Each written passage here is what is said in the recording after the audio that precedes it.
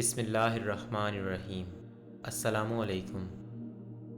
حضرت سیدنا ابو محفوظ معروف کرخی علیہ رحمہ کو اللہ تعالیٰ نے ان کے بچپن ہی میں اپنی ولایت سے سرفراز فرما دیا تھا۔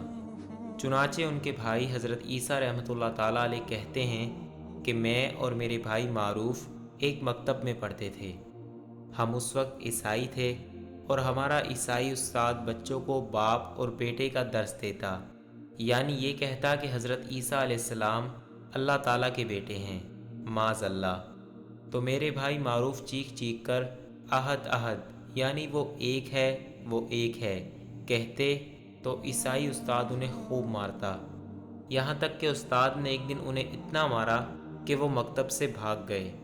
میری ماں روتی اور کہتی کہ اگر اللہ تعالیٰ مجھے معروف واپس کر دے تو وہ جس دین پر ہوگا میں بھی اسی دین کی پیروی کروں گی۔ تو کئی سال کے بعد حضرت سیدنا معروف رحمۃ اللہ تعالیٰ علیہ اپنی والدہ کے پاس آئے تو والدہ نے پوچھا کہ بیٹا تم کس دین پر ہو؟ انہوں نے بتایا کہ دین اسلام پر۔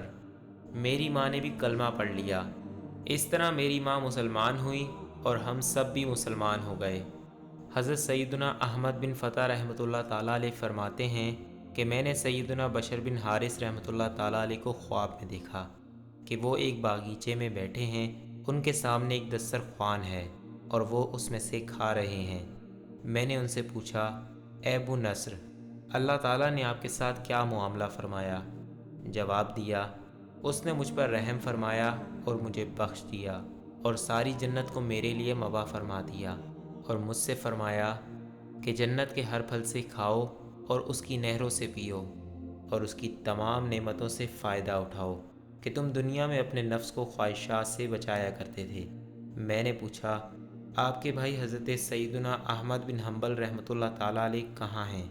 فرمایا کہ وہ جنت کے دروازے پر کھڑے ہیں اور ان لوگوں کی شفاعت کر رہے ہیں جو یہ کہتے تھے کہ قرآن اللہ عز و جل کا کلام ہے، مخلوق نہیں ہے۔ میں نے پوچھا کہ اللہ عز و جل نے حضرت سیدنا معروف کرخی رحمۃ اللہ تعالیٰ علیہ کے ساتھ کیا معاملہ فرمایا؟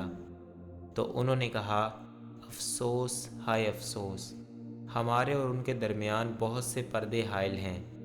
حضرت سیدنا معروف رحمۃ اللہ تعالیٰ علیہ جنت کے شوق اور جہنم کے خوف سے اللہ عز و جل کی عبادت نہیں کرتے تھے، بلکہ قرب الہی عز و جل کے شوق میں عبادت کرتے تھے۔